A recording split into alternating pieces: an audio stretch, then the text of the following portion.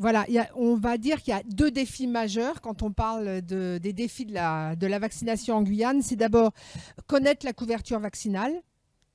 Et vous allez voir que ça, c'est un vaste sujet. Et puis, dans un second temps, ou en même temps, améliorer la couverture vaccinale. Voilà, les deux gros sujets. Alors, en Guyane, il y a plein d'acteurs de... Je sais pas si ça se voit. Il y a plein d'acteurs de la vaccination.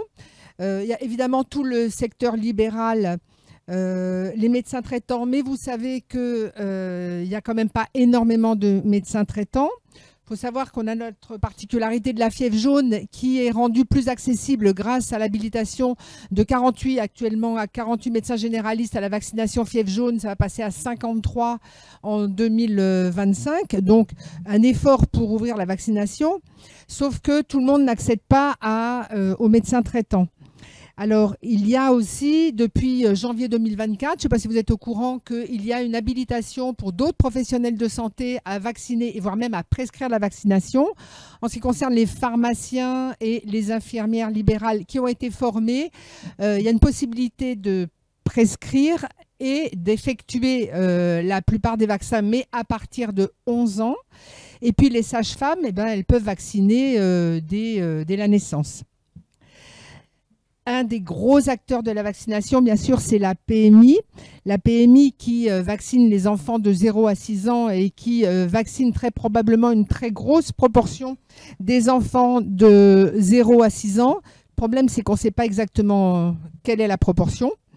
Après, il y a les centres de vaccination qui sont les centres de vaccination de la Croix-Rouge, où là aussi, il y a un accès à la vaccination gratuite, sauf que c'est uniquement sur le littoral et c'est peut-être pas tout à fait suffisamment dimensionné, puisqu'il y a quand même des très longs délais d'attente entre le moment où on a envie de se faire vacciner et le moment où on peut être vacciné. Après, il y a aussi, pour ce qui est des communes isolées, les CDPF, les centres délocalisés de prévention et de soins, et qui vaccinent en principe pour les plus de 6 ans, mais parfois pour les moins de 6 ans, quand la PMI n'est pas présente, comme c'est le cas dans un certain nombre de communes, et en particulier dans l'Est guyanais, sur l'Oyapock, du moins Camopi-Trois-Sauts. Il y a un point important, c'est les maternités, parce que depuis déjà maintenant 2 ans, enfin je ne vais pas dire des sottises, 2-3 ans, il y a la vaccination dans les maternités qui a tendance à s'améliorer et qui est vraiment un gros bonus en ce qui concerne le BCG, l'hépatite B et il y a aussi l'immunisation VRS par le Beyfortus. Les résultats pour l'année dernière en vaccination BCG dans les 3 maternités est plutôt excellent, hein, parce que on est à plus de 95% des enfants qui ont été vaccinés. En revanche, pour l'hépatite B, on a des résultats qui sont bien moins bons, puisque par exemple au CHC, il y a eu à peu près 60% seulement des enfants qui ont été vaccinés. Évidemment, cette vaccination est faite sur autorisation parentale. Alors là, il y a probablement à faire du travail pour l'information des mamans autour de l'hépatite B, où il reste probablement encore pas mal d'idées reçues sur les risques encourus par la vaccination hépatite B. Il y a également les autres secteurs, le CHC, l'UMID, santé du voyageur, les CGID pour Mpox, c'est un peu anecdotique, et le SSA pour les militaires. Donc, beaucoup d'acteurs de la vaccination, mais en fait, une répartition assez inégale sur le territoire. Et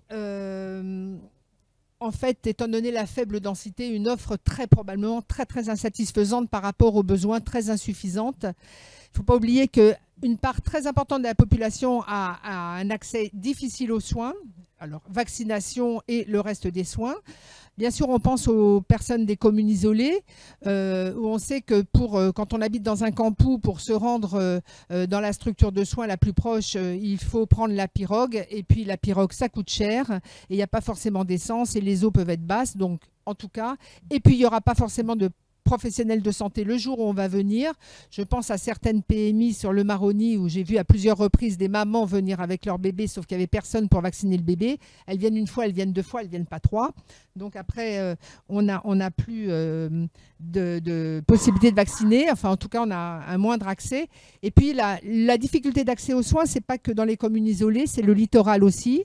C'est toutes les poches d'habitat informel où les populations, pour diverses raisons qui peuvent être la peur du gendarme, hein, ça c'est une peur importante qui peut limiter dans les déplacements, la difficulté d'accès à des structures qui sont totalement submergées, je pense que ce soit PMI ou Croix-Rouge, en termes de besoins c'est sous-dimensionné, ces structures fonctionnent déjà à 120%, comme dirait l'INSEE, sauf que il y a probablement une partie de la population qui n'y a pas accès encore. L'impression qu'on a en Guyane, c'est que l'adhésion à la vaccination, elle est plutôt bonne. En tout cas, en ce qui concerne les enfants, les parents, ils sont plutôt partants pour vacciner leurs enfants, peut-être parce qu'il y a une connaissance du poids de la maladie infectieuse en Guyane. Je mets totalement à part le HPV, parce que le HPV génère des représentations absolument extraordinaires. Et pour avoir organisé des campagnes de vaccination HPV sur le Maroni, on m'a accusé de vouloir, 1, tuer des enfants, 2, stériliser toutes les filles, vouloir éliminer une ethnie. Et c'est exactement les mêmes propos qui étaient tenus par rapport au Covid. Donc on va dire que Covid, HPV, c'est des vaccins un peu particuliers. Mais pour le reste, je dirais pour l'ensemble des vaccinations actuellement obligatoires du calendrier vaccinal, l'adhésion est plutôt bonne, du moins de ce que j'en connais. Alors, la couverture vaccinale, l'évaluer. Bon, elle est réputée insuffisante. Je dis bien, elle est réputée insuffisante. Pourquoi? Parce qu'on n'en sait fichtrement rien. Ce qu'on sait, c'est qu'il y a des endroits où elle est très insuffisante. On n'a pas de chiffres, mais on sait qu'elle est très insuffisante. Je pense par exemple à Saint-Laurent, où il n'y a pas eu de médecin à la PMI pendant plusieurs années, où la population est dans une situation sociale plutôt extrêmement défavorisée, où de toute façon il y a très peu de médecins traitants, la couverture sanitaire est encore moindre qu'à Cayenne, et pourtant à Cayenne c'est pas terrible, et donc on est certain qu'il y a une couverture vaccinale insuffisante dans ces coins-là. On a fait des enquêtes assez exhaustives dans des communes isolées où on montrait dans la population scolaire qui montrait que à peu près tous les enfants scolarisés étaient en situation de retard vaccinal. Ce n'est pas non vacciné, mais c'est du retard vaccinal. Bon, mais le problème, c'est qu'on aurait bien aimé savoir quelle était la couverture vaccinale. Habituellement, on utilise, il y a deux techniques. Il y a les certificats du 24e mois qui permettent de donner une idée de la couverture vaccinale au 23e mois.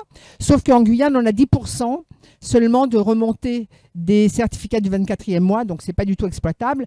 Au passage, pour ceux qui étaient là dans les précédentes évaluations, c'était basé sur les certificats du 24e mois, à savoir sur 10% des certificats. Je ne suis pas sûre qu'on puisse vraiment estimer une couverture vaccinale sur 10% des certificats, sachant qu'en plus, ceux qui envoient les certificats, c'est ceux qui ont été vaccinés. Bon. L'autre technique, c'est les données de l'assurance maladie qui nous disent en fait le nombre de vaccins qui ont été vendus. Sauf que en Guyane, la majorité des vaccins qui sont faits par des structures qui n'ont pas de remboursement Sécu. Ça veut dire qu'on ne sait pas. Et la dernière évaluation de la couverture vaccinale ne pouvait statuer que sur le méningo, le HPV et bref, en tout cas, pas sur des TCP, hépatite B, ROR, fièvre jaune. Voilà, donc en fait, ce qu'on aurait bien aimé savoir. Donc, vous avez compris que pour l'instant, la couverture vaccinale, on ne la connaît pas. Il y a eu un certain nombre d'enquêtes qui n'étaient jamais exhaustives et qui n'étaient pas satisfaisantes. Alors, je ne vous cache pas que ça interpelle tout le monde et on avait un gros projet d'évaluation de la couverture vaccinale au niveau de l'ARS, évaluation de la couverture vaccinale, amélioration de la couverture vaccinale. Il y a même eu, en 2019, une grosse mission de préfiguration de rattrapage vaccinal et puis aussi qui avait pour but également d'évaluer la couverture, une grosse mission qui a été dans un certain nombre de zones de Guyane pour travailler là-dessus. Et puis, vous savez que fin 2019, début 2020, puis après, il y a eu le Covid, autant vous dire que tout a été abandonné. Donc, on en est resté là. On réfléchissait à, bon, comment on va faire? Et puis, voilà qu'est arrivé le signal polio. Donc, le signal polio, eh bien, il y a eu, on a trouvé, voilà, alors, le signal polio, je vais passer à la diapo suivante. Il y a une recherche au niveau des eaux usées dans les stations d'épuration qui, au passage, ne concerne que 30% des eaux usées de la Guyane, donc c'est quand même très parcellaire, mais en tout cas, au niveau des analyses d'échantillons d'eau usée recueillis à 2 mois d'intervalle, eh bien, on a trouvé du virus de la polio, du virus de la polio orale du type 3, et on en a trouvé à Cayenne, à Rémire, à Saint-Georges, en sachant que les eaux usées de Matoury se déversent également sur, je crois que c'est Cric-le-Blond, donc sur Cayenne, en tout cas probablement Matoury aussi. Voilà, on en a trouvé là. On n'en a pas trouvé ailleurs, mais ça tombe bien parce que déjà pour l'instant on est bien occupé quand même. Et puis donc, on a trouvé de la polio orale, mais il ne faut pas oublier que on a une population très importante issue des pays frontaliers en Guyane qui utilise du vaccin oral. Alors, le Brésil commence à passer à l'injectable, mais jusqu'à aujourd'hui, c'était que de l'oral. Le Suriname n'utilise que de l'oral. Haïti utilise que de l'oral. Si vous connaissez un petit peu la population en Guyane, vous savez que ça concerne quand même une partie importante de la population guyanaise. Donc, forcément, il y a beaucoup de gens qui ont reçu de la polio orale. Oui, alors voilà, c'est le problème. On retrouve du génome de ce virus, mais sauf que on a déjà vu dans le monde ce virus qui est un virus inactivé se réactiver et être en capacité de provoquer de la maladie. Donc c'est pour ça qu'on s'intéresse à cette présence de génome de virus vaccinal dans les eaux usées, parce qu'on ne peut pas infirmer le fait qu'il n'y a pas du virus de la polio qui circule en Guyane. On ne peut pas l'affirmer tout autant. Hein. On ne peut pas le dire. Mais dans la mesure où on l'a retrouvé dans 3 lieux différents, si on prend les critères OMS, on est obligé de considérer qu'il est possible que le virus de la polio circule en Guyane. Bon, à ma connaissance, il n'y a aucun cas de paralysie flasque qui a été signalé jusqu'à maintenant en Guyane, mais on va probablement renforcer la surveillance. Bon, alors vous comprenez bien qu'autour de ça, ça veut dire qu'il y a une réponse à apporter, c'est une obligation. Donc, la réponse à apporter, alors déjà, on peut considérer que depuis 2018, tous les enfants sont vaccinés contre la polio, entre autres, puisque ça fait partie évidemment de tous les vaccins obligatoires. Et que si les rappels de 6 et 11-13 ans ne sont pas obligatoires, ils sont encore fortement recommandés.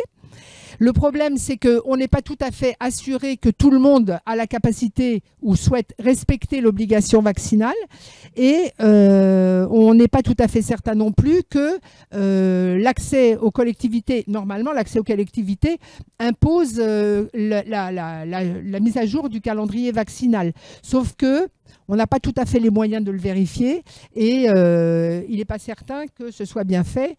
Je vous donne juste pour exemple, on a quelques retours de crèches où s'il y a un endroit où on peut penser que les enfants sont particulièrement bien vaccinés, c'est dans les crèches.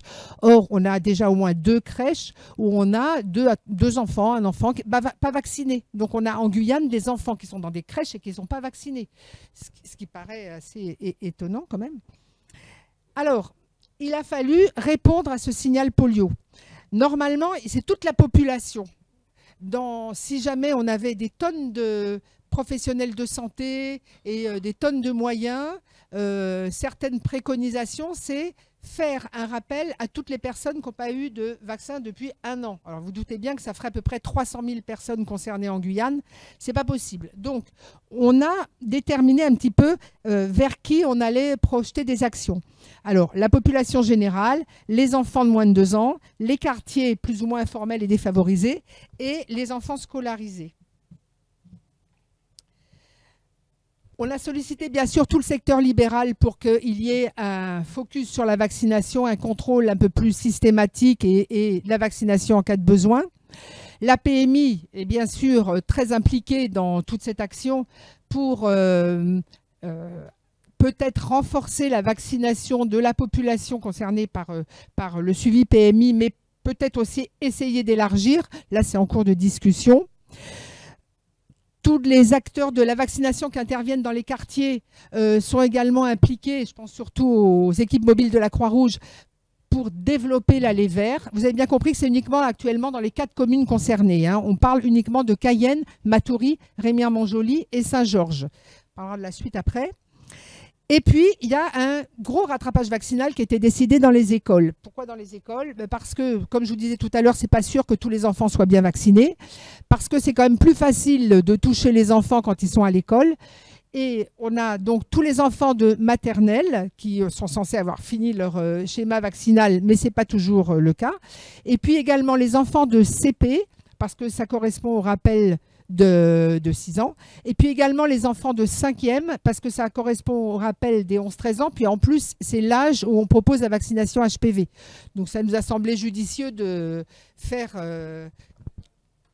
en même temps. Alors, donc je vous ai déjà dit les classes. Ça représente quand même à peu près 13 500 enfants, ce qui est quand même beaucoup au vu des moyens qu'il y a en Guyane. Évidemment, ce n'est pas limité dans cette préparation de rattrapage vaccinal à la polio. Ça n'aurait pas eu de sens. Donc, ce rattrapage vaccinal est programmé sur l'ensemble des valences obligatoires pour les enfants. Non, pas HPV, parce que ce n'est pas obligatoire, comme tu le sais. Et en plus, HPV, vraiment, ça soulève. On ne voulait surtout pas mélanger avec HPV parce que, ça sera le sujet suivant, donc je vais pas en parler, mais les retours ne sont pas aussi flamboyants qu'on l'aimerait. Donc, on n'a pas envie d'avoir du refus vaccinal parce qu'il y a une association HPV. Donc, on ne parle pas du tout de HPV. Donc, qu'est-ce qu'on a prévu comme organisation? Eh ben, c'est le contrôle des carnets de vaccination de l'ensemble de ces enfants, des 13 500 enfants. Contrôle des carnets de vaccination avec relevé des dates de toutes les vaccinations faites. Ce qui va nous permettre d'évaluer les besoins en rattrapage vaccinal et d'organiser le rattrapage vaccinal proprement dit dans les établissements scolaires après les vacances de Toussaint et avant les vacances de Noël, parce que vous avez compris qu'à l'école, tout fonctionne par calendrier de vacances. Hein, donc, il faut se caler toujours avec les vacances. Et alors, pour faire ce travail-là, il a fallu mobiliser énormément. Il a fallu déjà mobiliser l'éducation nationale. C'est-à-dire qu'en fait, il fallait que tous les chefs d'établissement et toutes les maîtresses et tous les enseignants distribuent à tous les parents un petit document disant « ramenez votre carnet de vaccination » et dans la foulée, signez une autorisation de vaccination de façon à ce qu'on puisse faire ce contrôle. Ensuite, ce contrôle, eh bien, il a fallu mobiliser l'intégralité des équipes de santé scolaire. Et là, je tiens à signaler l'implication extraordinaire à la fois des médecins scolaires, infirmières scolaires, surtout des personnes du rectorat, secrétaires médicales. Tout le monde s'y est mis vraiment très intensément.